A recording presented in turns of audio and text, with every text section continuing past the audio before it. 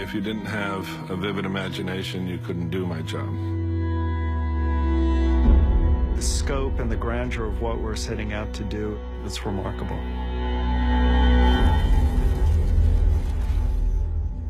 VFX brings all the components that can't be shot in the normal course of production.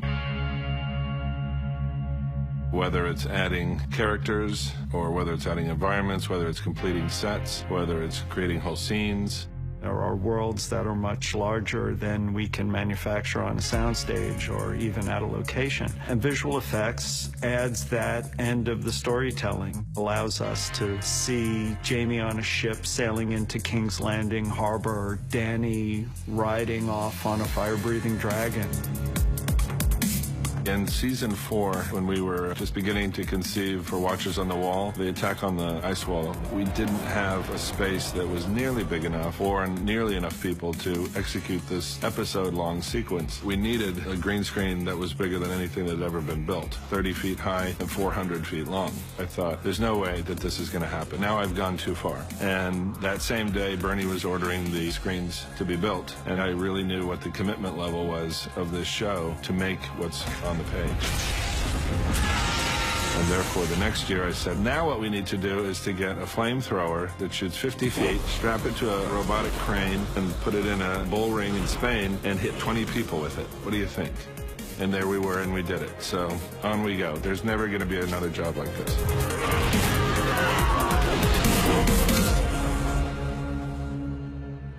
The visual effects industry has become very computer-reliant and technological, but one of the things we like to rely on is shooting organic elements. When we shoot our fire-breathing dragons, we shoot fire. You get the light reacting the way it would and should. You get the interaction between the fire and the stunt players. When 1-1 is shot, we want 1-1 to look twice as big, so the camera needs to be half as high and half as far away.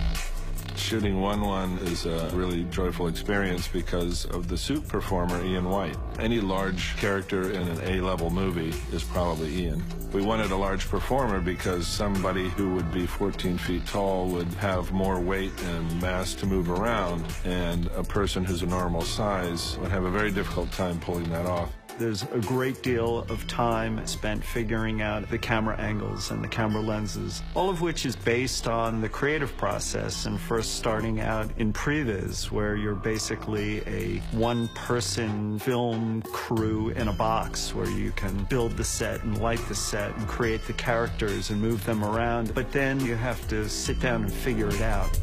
We don't make up hardly anything, you know, we always draw from the real world. We do a lot of reference by looking at how birds of prey behave and how certain lizards and reptiles behave. The best compliment that we can receive in visual effects is to be invisible. You know, if anything behaves in a strange way, it doesn't only blow the shot, it blows the scene.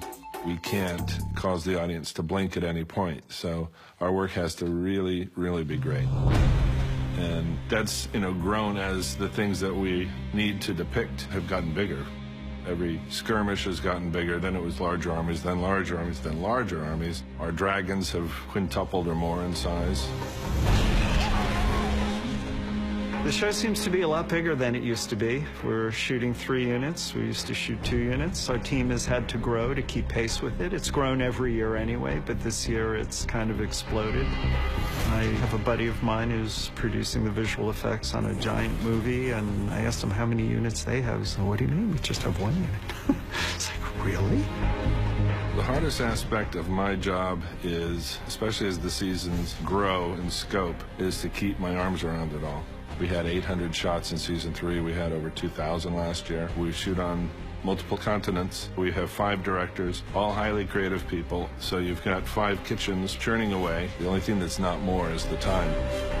Each season has introduced a new problem for us to solve, whether it was a giant on a mammoth or skeleton whites coming out of the ground or various battles. This season employs all of those. The scope and the grandeur of what we're setting out to do and the just sheer destruction of it all is much more outlandish and outrageous in season 6.